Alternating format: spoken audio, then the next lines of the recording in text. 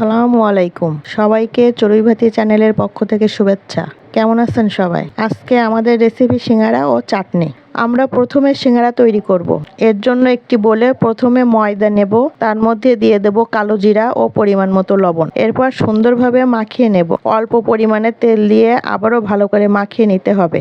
আবারও অল্প অল্প করে পানি নিয়ে ডোটি মাখিয়ে নেব। এরপর 15 থেকে 20 মিনিট ডোটি রেস্টে রেখে দেব।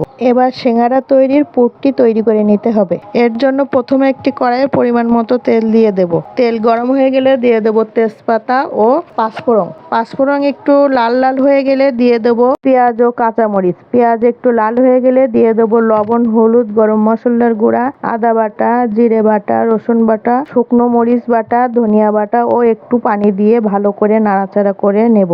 এরপর কেটে রাখা আলু দিয়ে ভালো করে নাড়াচাড়া করে ঢাকা দিয়ে দেব। কিছুক্ষণ পর ঢাকনাটি তুলে তাতে পরিমাণ মতো পানি দিয়ে দেব। 7-8 মিনিট পর জাল বন্ধ করে দেব।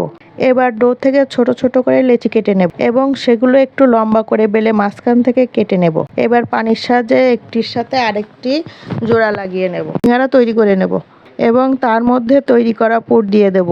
সবগুলো সিঙ্গারা তৈরি করা হয়ে গেলে একটি কড়াইতে পরিমাণ মতো তেল দিয়ে দেব। তাতে তৈরি করা সিঙ্গারা দিয়ে লাল করে ভেজে নেব। সবগুলো সিঙ্গারা তৈরি হয়ে গেলে তারপরে বিট লবণ ছড়িয়ে দেব। এবার চাটনি তৈরির জন্য আলাদা একটি পাত্র নিয়ে নেব। তাতে দিয়ে দেব পরিমাণ মতো সরিষার তেল। তেল গরম হয়ে গেলে দিয়ে দেব পাঁচফোড়ন এবং তেঁতুল গোলানো পানি, বিট লবণ, চিনি, চিলি ফ্লেক্স দিয়ে একটু জাল করে নিতে হবে। তারপর নামিয়ে নেব। আমাদের সিঙ্গারা ও চাটনি তৈরি।